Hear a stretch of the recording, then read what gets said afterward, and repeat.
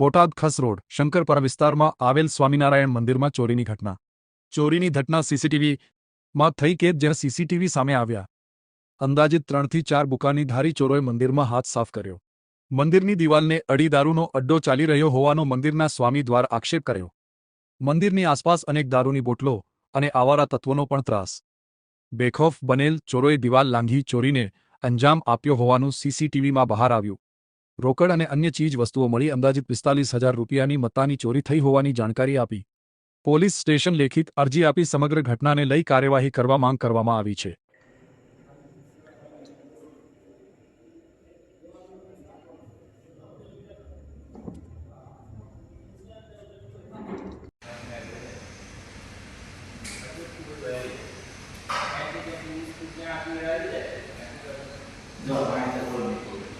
બધા ના કરતા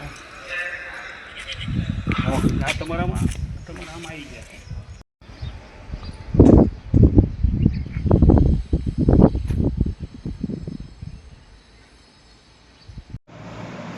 થોડું કાગળ કર્યું.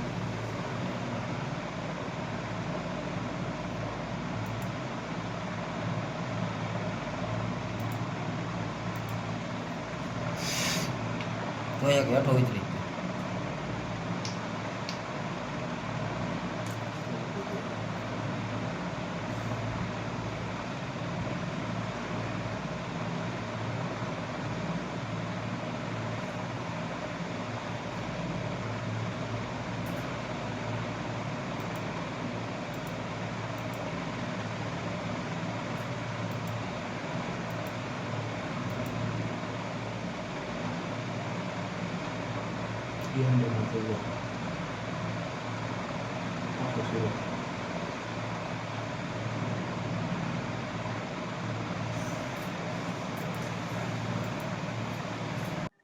મારું નામ કેવલ્ય સ્વરૂપ સ્વામી, સ્વામિનારાયણ મંદિર બોટાદ શંકરપરા.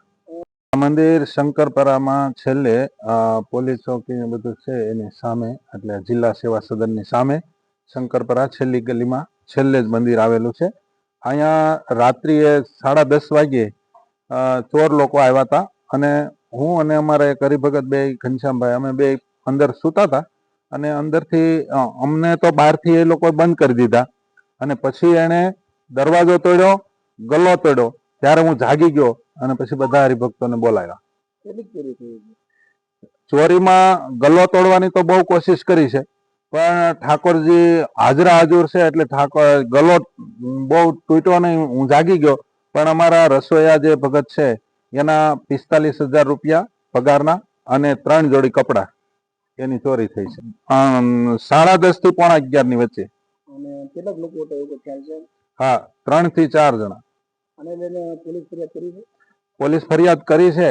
આ પહેલા અમે 2-3 વાર 4 વાર ચોરી થયેલી છે, પણ એફઆઈઆર નથી કરતા અને એ લોકો આવી રીતનું રોળી ટોળી નાખે છે. આજે તમે વેપાર કરી છે કે ખાલી અરજી કરી? અત્યારે અરજી કરી છે. સાહેબે એમ કીધું અમે તપાસ કરીએ અને પછી પાછા હમણાં એફઆઈઆર કરીએ છીએ. સીસીટીવી કેમેરા લગાવેલા છે, એમાં કઈ ચોર સ્પષ્ટ દેખાય છે? હા, સ્પષ્ટ નથી દેખાતું, પણ ઉતરે છે અને તારની વચ્ચેથી નીકળે છે એ બધું દેખાય છે. તમારી માંગ શું છે?